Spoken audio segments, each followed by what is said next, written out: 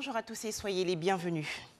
Pour commencer ces 5 minutes d'information, l'actualité en Côte d'Ivoire. Le président de la République, Alassane Ouattara, va procéder aujourd'hui en zone sous-douane du port, accès quai 17, à la pose de la première pierre des travaux de réalisation des superstructures du second terminal à conteneurs du port d'Abidjan.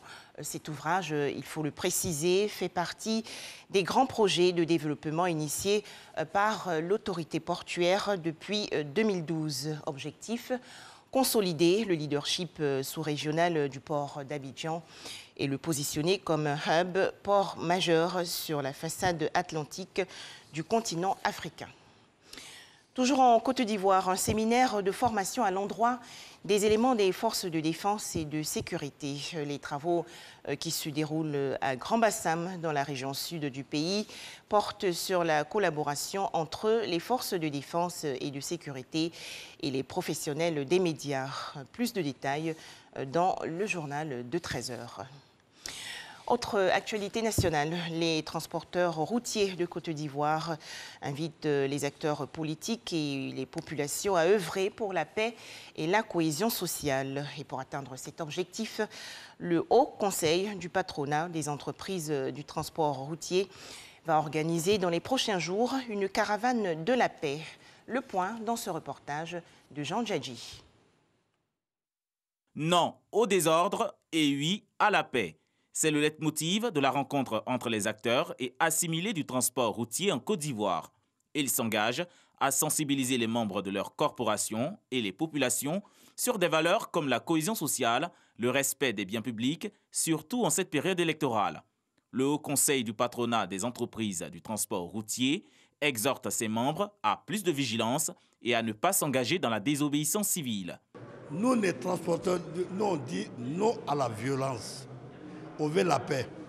Sans la paix, il n'y a pas de transport. La rencontre donc d'aujourd'hui a porté sur le fait que les transporteurs routiers ont décidé de s'engager, comme toujours, sur le chemin de la paix.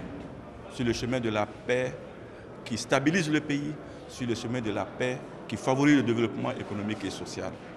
Le transport routier est un vecteur de notre développement.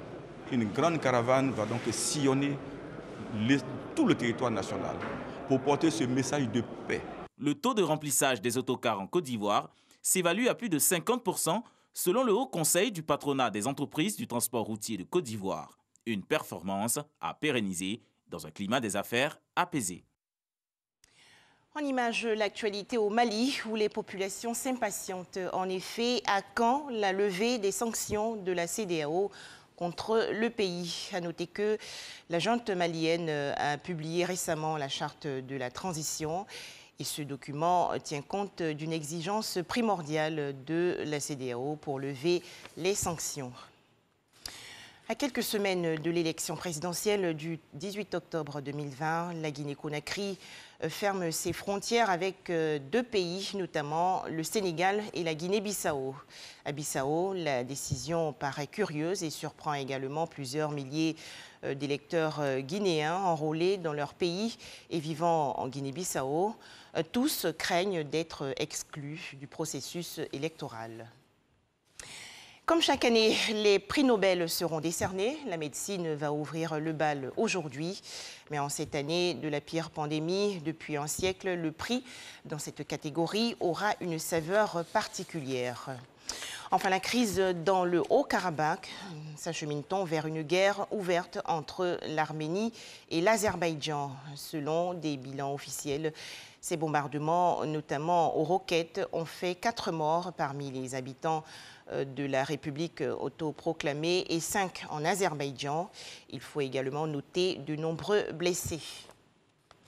Voilà, merci de nous avoir suivis. 13 h, le journal.